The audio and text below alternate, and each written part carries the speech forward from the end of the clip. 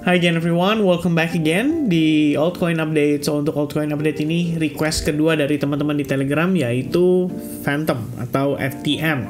Nah, sesuatu yang menarik pada FTM adalah posisi FTM itu terakhir terrebound lumayan impulsif dari posisi harga yang kita sempat mention.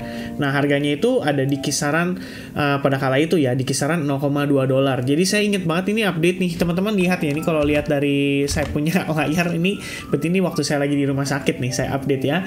Sekitar tanggal 23 Desember, kita ngelihat pada saat itu memang FTN memiliki sebuah pola potensi lah ya, bullish reversal pattern dinamakan dengan istilah falling wedge, dan ekspektasi adalah harga naiknya sampai mana waktu itu kita ukur menggunakan Fibo 0,5%, maksudnya menggunakan Fibonacci, dan dapatlah di kisaran $0,5. Terus kita sempat ngeplot di area-area kecilnya dan lain-lain gitu ya. Ya intinya ada pembahasan lah. Nah, setelah kita cek lagi, rupanya udah perform cukup baik ya. Kalau kita lihat posisinya FTM sekarang udah rebound, udah lumayan oke. Kalau misalnya kita gunakan time frame weekly, sebetulnya teman-teman bisa lihat ya, ini sebenarnya masih merupakan analisa yang sama yang belum saya ganti. Karena memang kalau weekly ya, namanya juga weekly ya, itu biasanya pergerakannya kan cenderung panjang ya, dalam artian cenderung lama.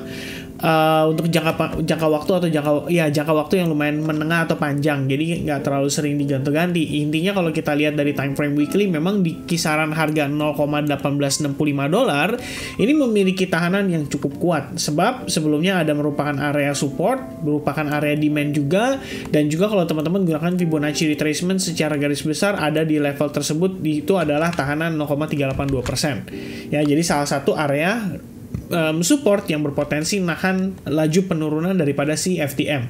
Nah, ternyata kalau kita lihat di time frame daily, pergerakan terakhir karena dia slowing down, membentuk semacam falling wedge, pada akhirnya kita ngelihat dia berhasil breakout di situ. Dan satu faktor yang sebenarnya lumayan positif adalah kalau teman-teman lihat lagi ke weekly, ini yang saya suka. EMA-nya atau Exponential Moving Average di time frame weekly itu udah berhasil close di atas ya.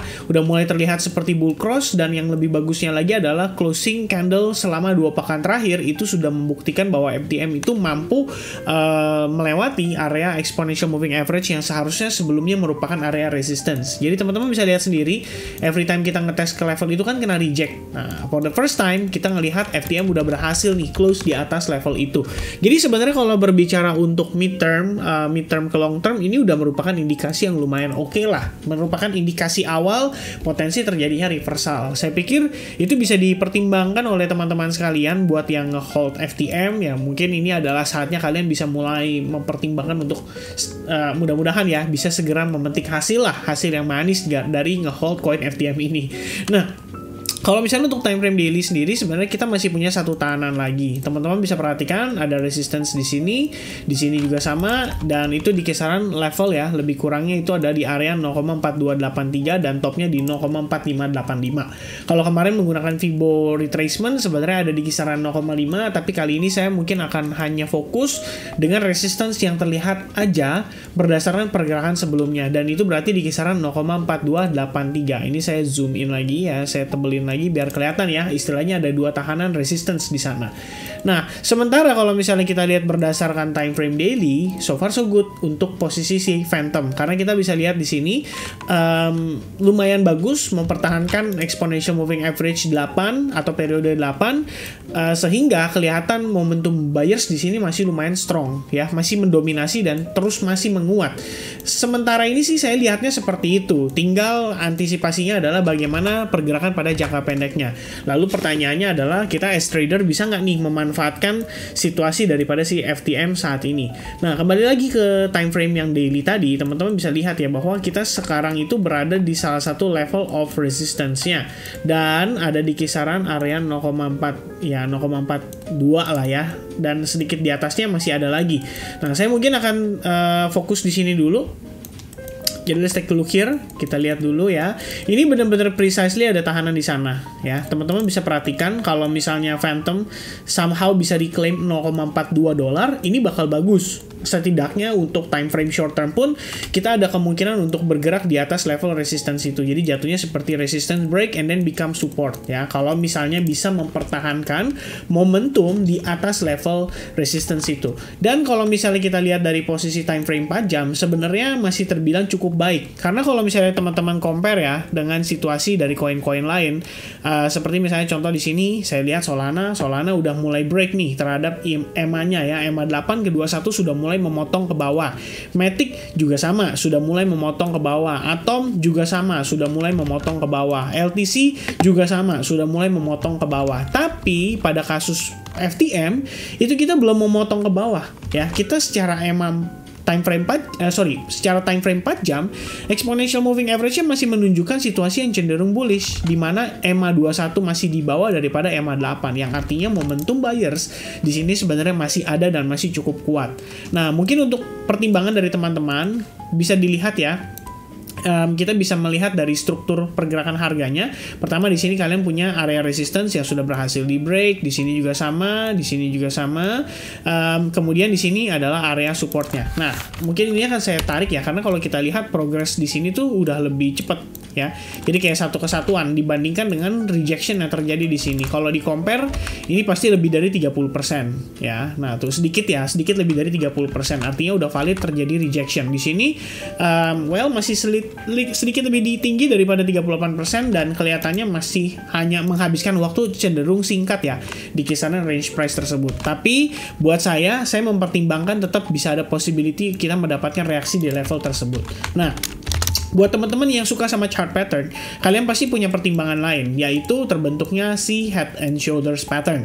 Dimana head and shoulders ini berarti merupakan indikasi terjadinya reversal, terutama untuk posisi lagi bullish, itu kemudian membentuk head and shoulders, biasanya bisa terjadi reversal dan akhirnya menjadi terkoreksi atau mungkin bener-bener transisi ya, menjadi bearish gitu. Cuma kalau saya ngelihatnya, balik lagi lihat dari time frame 4 jam, kalaupun kita ngelihat di time frame yang lebih kecil seperti 1 jam ataupun 15 menit, kamu bisa lihat ada head and shoulders. Ini possibility-nya adalah untuk koreksinya saja. Jadi kalau misalkan nanti terkoreksi berjalan, karena kita juga bisa lihat di sini ya pada time frame 4 jam itu rejection-nya lumayan ya. Buntut candle ke bagian atasnya itu lumayan banyak dan lumayan tinggi. Dan ini artinya ada reaksi dari level resistance di $0.42 itu. Ada yang jualan lah. Every time harganya nyentuh ke level itu, wah ini dia saatnya jual. Every time harganya nyentuh ke situ, ada yang take profit. Dan itu pasti bukan pemain kecil karena bisa menyebabkan tail candle yang lumayan panjang seperti ini. Nah, paling antisipasi kalau dari saya, kita lihat dulu di manakah swing terakhir. Jadi kalau misalkan berdasarkan pergerakan sebelumnya, let's take a look. Ini mungkin 1, 2, kemudian 3, 4, dan sekarang mungkin ongoing level, untuk wave 5. Atau mungkin saja sudah finishing di wave 5. Nah, pertimbangan dari saya adalah kalau misalkan ini adalah satu swing, maka teman-teman sekalian boleh perhatikan level Fibonacci tertentu, seperti di 50, 61,8, dan 38,2%. Nah, yang menarik adalah kalau misalkan posisi kita itu bisa bertahan di Fibo 38,2%, seperti yang terjadi saat ini berarti ada confluence of support di level tersebut ya. Di kisaran 0,3748 itu ada tahanan terdiri dari level support sebelumnya di area ini. Kemudian kamu bisa lihat ada Fibo juga 38,2%. Dan perlu di note sama teman-teman sekalian, kalau harga bisa bertahan di Fibo 38,2%, itu berarti tren yang berlangsung pada harga tersebut itu cenderung kuat ya.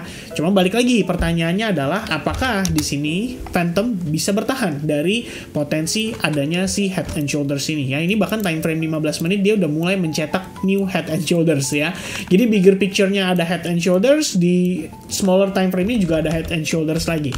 Nah, tinggal ya kita sama-sama lihat teman-teman ya bagaimana reaksi buyers kalau misalkan nanti terkoreksi, apakah dia mempertahankan level Fibo 38,2 ini dan kembali meneruskan penguatan. Artinya ada kemungkinan di time frame 1 jam dia hanya sedang create base aja ya. Mungkin aja dia semacam membentuk triangle pattern atau gimana, kita belum tahu akan jadi seperti apa. Karena sejauh saya lihat saat ini, yang pasti kita ngelihat ada lower high dan ini sudah boleh kita antisipasi. Apalagi di sini ada full retracement 100% ya. Naik segini, turunnya juga segini. Nah, itu bahaya ibaratnya. Bukan bahaya sih, bukan bahaya yang gimana ya. Ibaratnya kita perlu antisipasi lah bahwa ada aksi selling atau aksi jual jual di kisaran level 0,42 dan itu tentu saja men-trigger adanya potensi lanjutan. Nah, itu yang mungkin kita perlu antisipasi sama-sama. Oke, saya rasa itu teman-teman untuk update saya seputaran si Phantom. So far saya lihatnya masih cukup bullish dibandingkan dengan pair lain. Phantom kelihatannya masih cukup oke, baik itu dari time frame daily maupun ke time frame 4 jamnya pun masih oke. Tinggal kalau misalkan memang nanti kalian ketemu fase koreksi, anggaplah itu adalah proses yang wajar ya. Dalam artian yang namanya market nggak mungkin naik terus-menerus kan. Pasti ada dia fase koreksi untuk create higher low-nya. Dan itu adalah kesempatan. Kalau misalnya buat teman-teman yang trading di futures market atau yang mungkin ketinggalan beli, kalian bisa beli pada saat dip itu. Bukan pada saat harga lagi dipucuk seperti sekarang ini. Alright? So I think that's it everybody. Mudah-mudahan informasi yang saya sampaikan bisa bermanfaat. Dan sampai ketemu lagi di update berikutnya. God bless everyone guys. Cheers. Bye-bye.